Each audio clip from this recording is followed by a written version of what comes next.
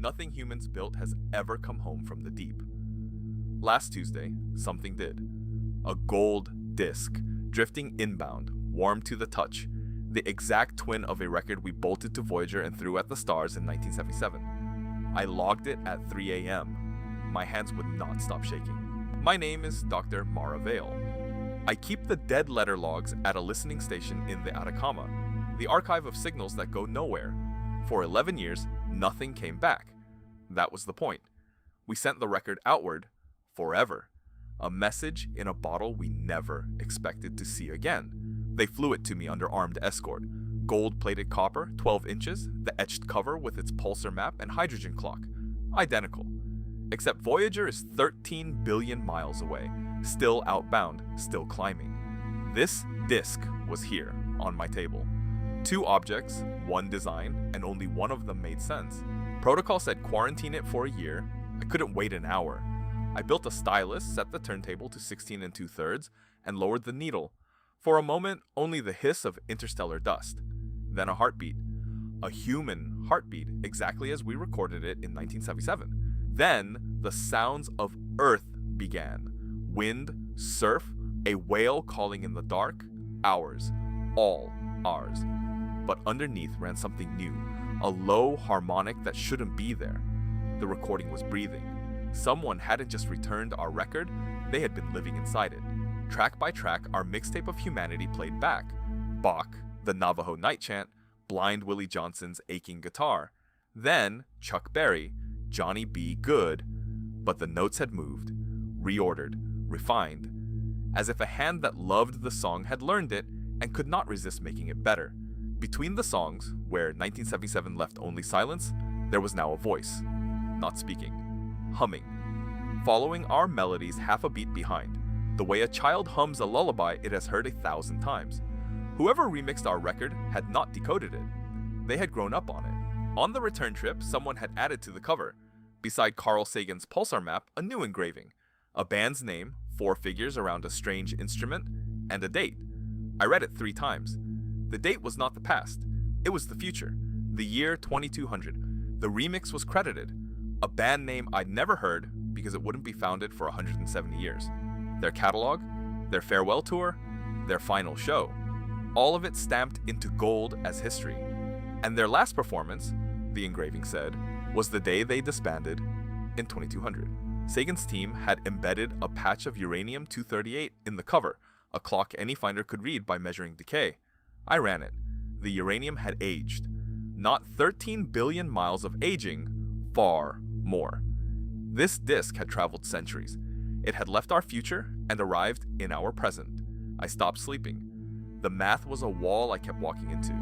The Voyager record was never meant to return. That was the anomaly, the crack in everything. If this was real, then something out there had caught our music, kept it for 200 years, and mailed it back before we'd finished writing it.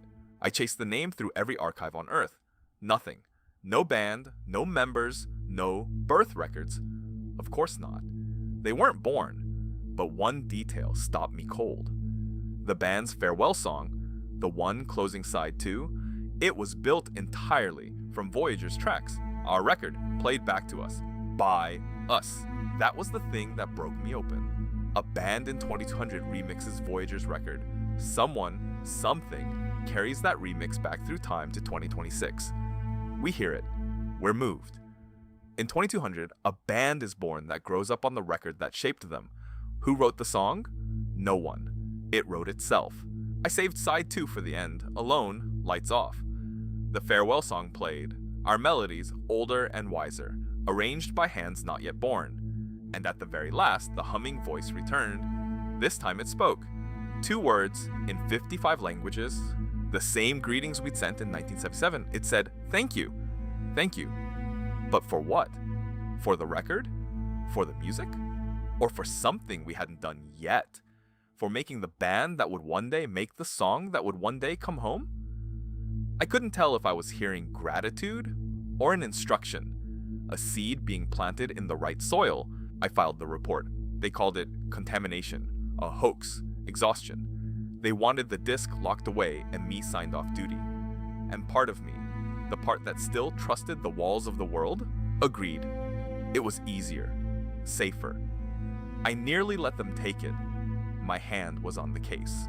Then I thought of the heartbeat, the whale, the kid humming our songs across 2 centuries of dark. If they were right, I could forget all this by morning.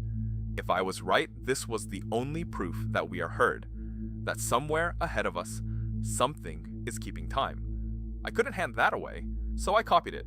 Every groove, every hum, the farewell song, and the future signature. I encoded it into an outbound transmission and aimed it back the way it came. Not at a star, at a date, 200 years downstream. If the loop needed closing, let me be the hand that closes it. The moment I finished, the returned record changed. The warmth left it. The new engraving faded from the metal as if it had never been struck. The hum on the recording went silent. It became exactly our record, 1977. Ordinary gold, as though its work was done and it could finally forget. They took it that afternoon. An ordinary artifact now, nothing to explain. No engraving to argue over, no future date to fear. The committee was relieved. Case closed. I let them carry it out. They never knew the message had already left the building, riding light into a century that hadn't happened. I went back to the dead letter logs, the archive of signals that go nowhere. Only now I know that nowhere isn't empty. Voyager still climbs outward, its twin record silent unless someone plays it, built to outlast every city, every ocean, maybe every one of us. A billion years of legible gold. Somewhere ahead, a band I'll never meet is learning our songs. They'll form and shine and take their bow and disband in 2200. The year etched onto a disc that has already vanished from my table. Their farewell is written. It always was. We just haven't heard the beginning yet. So here is what keeps me at the console long past my shift. We sent a record into the dark to say, this is who we are. And the dark sent it back, remastered, to say, this is who you will become. The message reached someone. It always would. The only question left is which of us is the sender. Tonight, I'll play our record one more time. The old one, the ordinary one, and I'll listen to the silence between the tracks where a voice once hummed, and I'll wonder if it's still there, just too early to hear. Out past the heliopause, past every star we've named, someone is keeping time, and they know all our songs by heart.